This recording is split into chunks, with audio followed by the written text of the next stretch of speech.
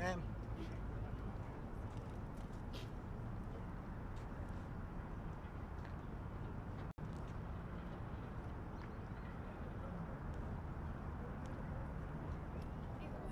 There's some people right here I think might need help.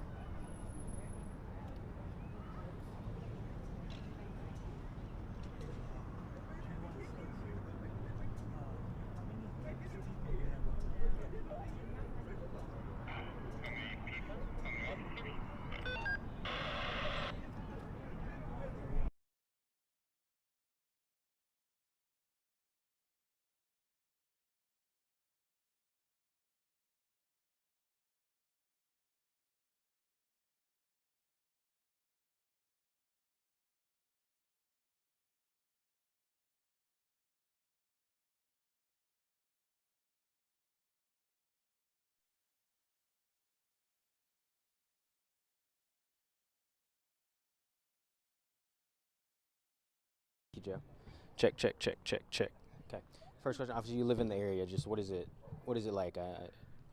Well, in the area that we live in, as I said, like on Saturdays when the kids come out to play, we always have to monitor the streets to make people slow down because if you don't, one of these kids is going to get hit. And it's awful that people don't respect kids at play. Even when you're crossing the street, the light has changed for you to walk, they disregard that and they will turn right in front of you. And to me, that's dangerous and something has to be done. I'm serious. I don't know if it's the police or CCSD, but something has to be done with our kids crossing the street from school, going to school, crossing the street. It's the same way. I work at a school, and you see it all the time. People just cut right in front of the kids, like it's no respect, no regard to the kids, and it's awful.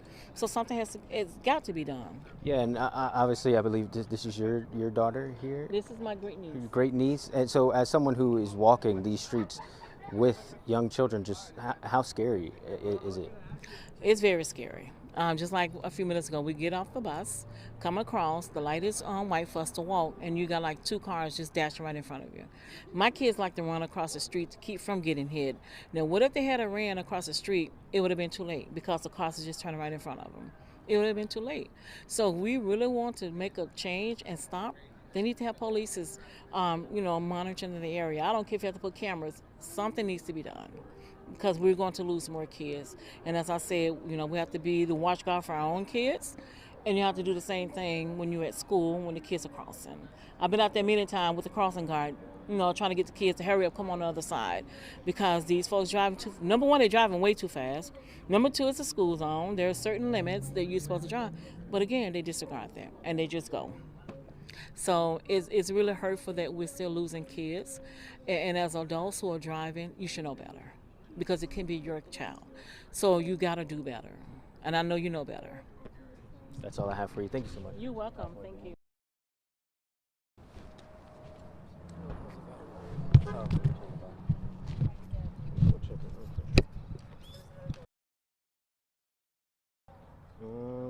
About a quarter left.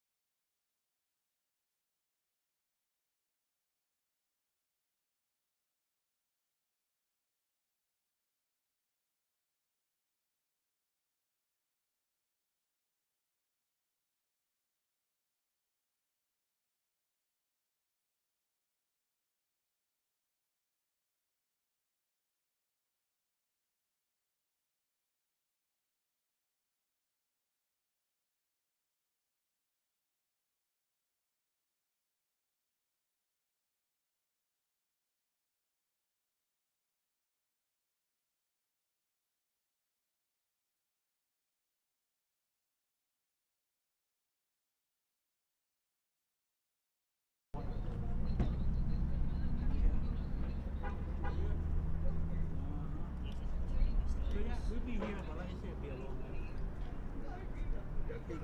Thanks. Okay, bye-bye.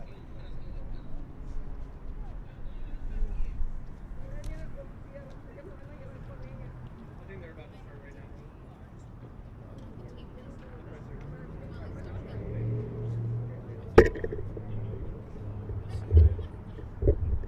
Okay, you scoot back a little bit.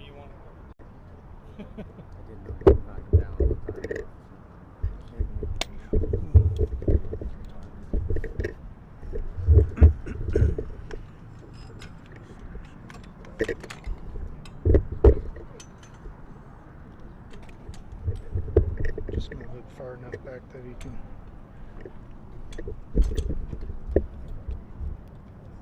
And then I'll let you do it. I'm prone to breaking stuff. and then I'm just gonna.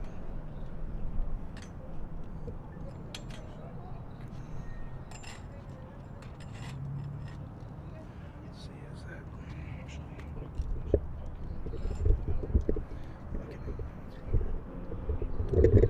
It's so tight. There we go.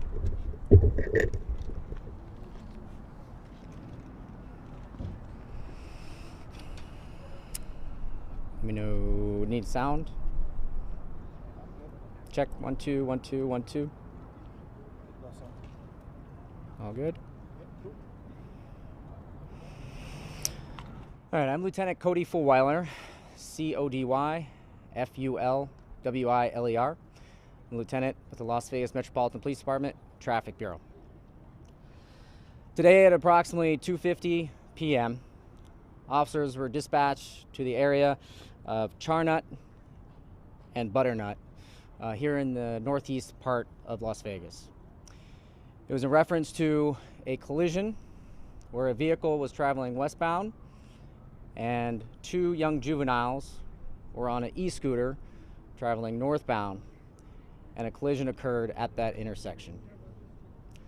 On officers' arrival, they located 2 juveniles that were down on the ground and another vehicle that was a pickup truck. The officers that arrived performed life-saving measures on both juveniles. The one juvenile, unfortunately, passed away on scene. The other juvenile was transported to an area hospital and currently has non-life-threatening injuries.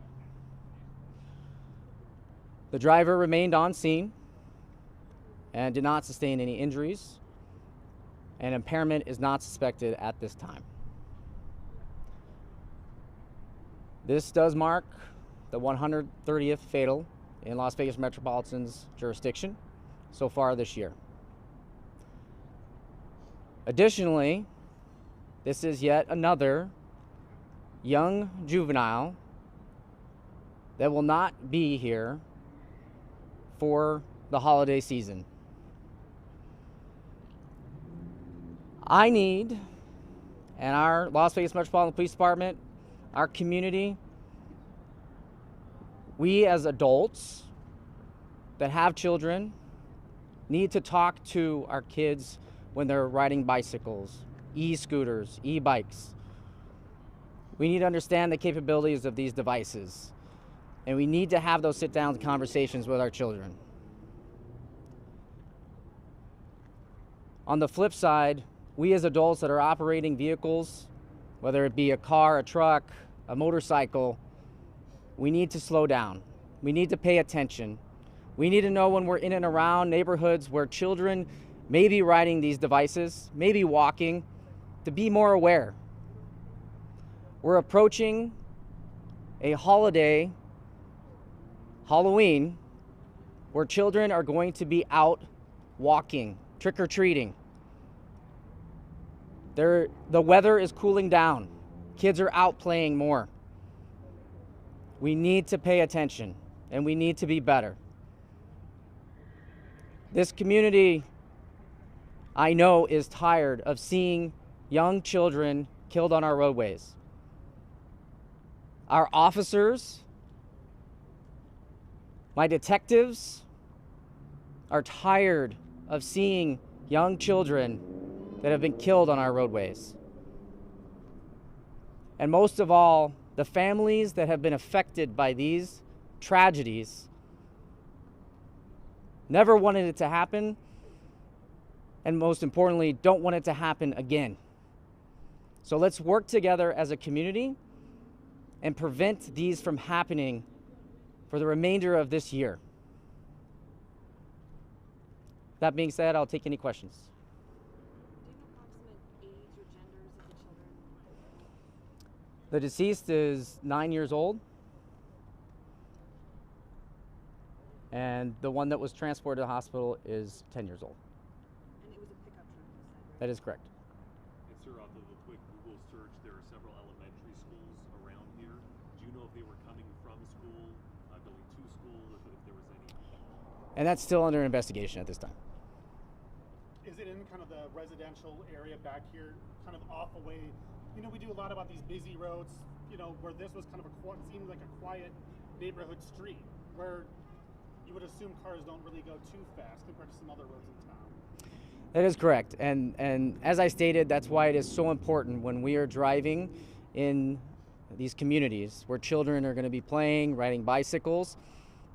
A vehicle is 3,000 pounds plus, and a child or children on an e-scooter is nowhere near that weight, and a tragedy is going to occur. So that's why when we're in these communities, we need to pay more attention, reduce our speeds and our distractions, and as always, do not drive impaired, whether it's by alcohol or by drugs. You know, we've had a number of these accidents involving e-scooters. Is there a common thread that you've seen through these types of incidents? The commonality is just that we have not only juveniles, but adults that are operating these that don't understand the capabilities and speeds involved. And also that they need to follow the rules of the road as well. So we need to push that message out. And we are working on it here in Las Vegas Metropolitan Police Department. And we're working with the school district as well and trying to figure an idea out. But it's juveniles and adults that are operating these devices that are fairly new for us and understanding those capabilities. But most of all, no matter whether it's an e-bike, e-scooter, or a bicycle, you still have to follow the rules of the road. I might have missed it, but did you say the genders of the I did not. kids? Just the ages. Can you share the genders or no? We'll just stick with the ages. And you said the driver did cooperate.